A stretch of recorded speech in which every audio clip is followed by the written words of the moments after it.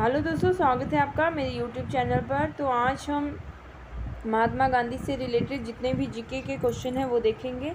ये एग्ज़ाम की दृष्टि से काफ़ी इंपॉर्टेंट क्वेश्चन है। तो सबसे पहले देख लेते हैं उनका जन्म हुआ था 2 अक्टूबर 1869 में गुजरात के पोरबंदर में, और उनके पिताजी का नाम था करमचंद गांधी, माता जी का नाम पुतलीबाई, और गांधी जी का विवाह 1883 में कस्तूरबा के साथ हुआ था, जिनसे इनके 4 पुत्र थे, हरिलाल, रामदास, मणिलाल और देवदास। 1889 से 1891 तक इन्होंने इंग्लैंड में रहकर कानून की पढ़ाई की, और 1893 में दक्षिण अफ्रीका के एक व्यापारी दादा अब्दुल्ला के केस की पैरवी के लिए ये दक्षिण अफ्रीका गए थे। फिर से देख लेते हैं, दक्षिण अफ्रीका के एक व्यापारी दादा अब्दुल्ला के मुकदमे की पैरवी के लिए ये दक्षिण अफ्रीका गए थे।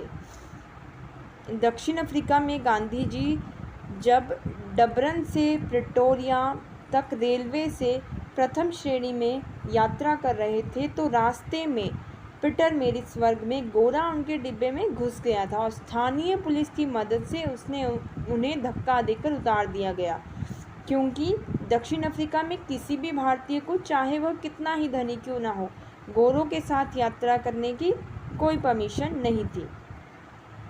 इस घटना ने गांधी जी की जिंदगी को नई दिशा दी और उनके मन में कुछ करने के लिए भावना उत्पन्न हुई। दक्षिण अफ्रीका में अंग्रेज भारतीयों के प्रति रंगभेद की नीति अपनाते थे, और वहाँ पर प्रत्येक भारतीय को पंजीकरण प्रमाण पत्र लेना जरूरी था, और जिसके लिए उन्हें कर भी देना पड़ता था।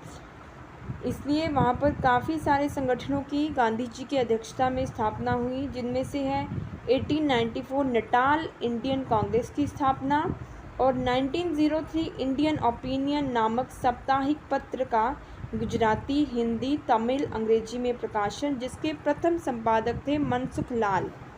और 1904 में फिनिक्स आश्रम की स्थापना हुई, और 1910 में टॉल्स्टॉय फार्म की स्थापना हुई, जो कि जोहान्सबर्ग में है।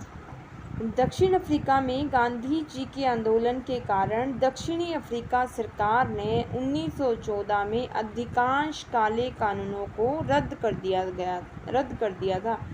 जो भी कानून महात्मा गांधी जी की अध्यक्षता में बनाए गए, वे सारे, उनमें से मैक्सिमम जो भी कानून थे वो दक्षिण अफ्रीकी सरकार ने वो रद्द कर दिए थे।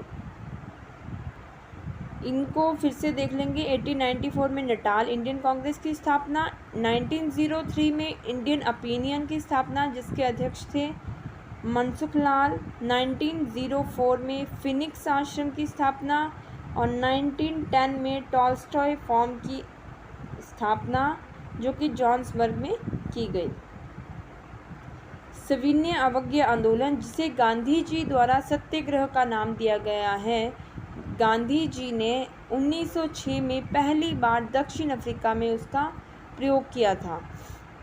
वहाँ उन्होंने सत्य के दर्शन का विकास किया। उसके मुख्य तत्व थे सत्य और अहिंसा। सत्य के अंतर्गत ही इन्होंने अहिंसा को भी स्थान दिया। गांधी जी का मानना था कि अहिंसा पर आधारित सत्य के लिए संघर्ष ही सत्याग्रह है, और 1909 में लिखित अपनी पुस्तक हिंदी स्वराज की इन्होंने विस्तृत व्याख्या की।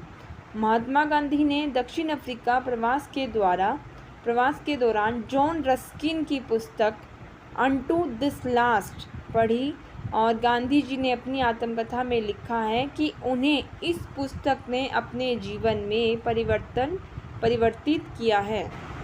धर्मनिरपेक्ष लेखकों में गांधीवादी विचारधारा को थोरो, रस्किन, टॉल्स्टॉय ने सबसे अधिक प्रभावित किया।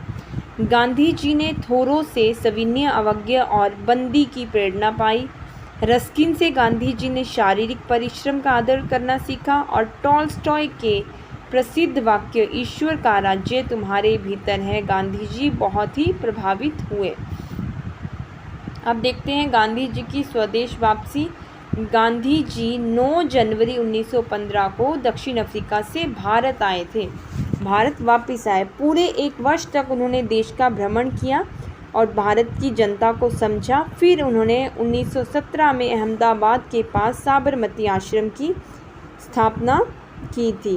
गोपाल कृष्ण गोखले, जिन्हें गांधी जी अपना राजनीतिक गुरु मानते थे, गांधी जी को उन्होंने आदेश दिया था कि वह भारत में आने के प्रथम वर्ष खुले कान के साथ लेकिन मुंह बंद करके व्यतीत करें। जब गांधी जी ने दक्षिण अफ्रीका से भारत में वापसी करी थी तो प्रथम विश्व युद्ध चल रहा था, यानी कि 1914 से 1918 समय था। गांधी जी ने सरकार को इसमें पूरा सहयोग दिया, क्योंकि गांधी जी ये मान के चल रहे थे कि ब्रिटिश सरकार युद्ध की समाप्ति पर भारतीयों को सहयोग के बदले में स्वराज दे देगी।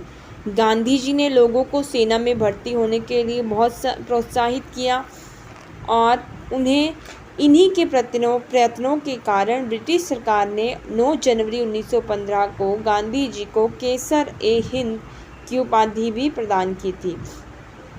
गांधी जी ने भारत में अपना पहला जन भाषण फरवरी 1916 में वाराणसी में बनारस हिंदू विश्वविद्यालय के उद्घाटन समारोह के अवसर पर दिया था, और जो कि उन्होंने महात्मा गांधी जी ने सबसे पहला भाषण दिया है वो दिया है उन्होंने 1901 में कलकत्ता अधिवेशन में, जिसकी अध्यक्षता दिनेश वाचा ने की थी।